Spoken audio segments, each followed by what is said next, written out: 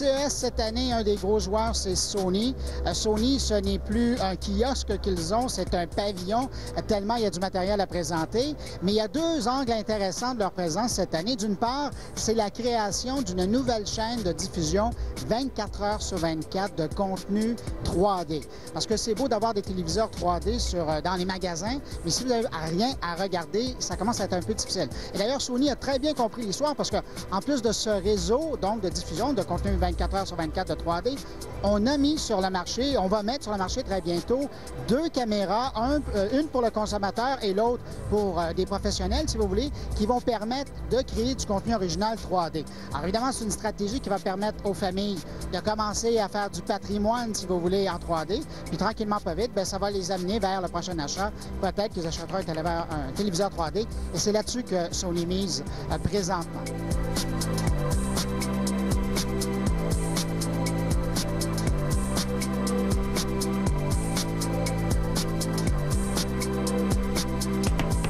Au CES cette année, ça a été aussi une bonne nouvelle pour les Canadiens, c'est-à-dire que Sony va offrir bientôt son service Curiosity à travers donc la frontière et maintenant les Canadiens pourront bénéficier d'un service qui ressemble un peu au service iTunes d'Apple, mais cette fois-ci c'est Sony qui le propose avec un accès à de la musique illimité, à de la vidéo qu'on peut louer, qu'on peut acheter aussi à l'occasion. Et donc évidemment, bien, on va profiter du vaste réseau d'appareils Sony qui sont branchés sur Internet et qui sont branchés à la télévision. Donc, pensez au lecteur Blu-ray, pensez au PS3 et pensez aux téléviseurs intelligents maintenant de Sony. Et tout ça, donc, tous ces appareils-là vont faire la passerelle entre le salon des gens et cette nouvelle place de marché qui est lancée donc, par Sony au Canada.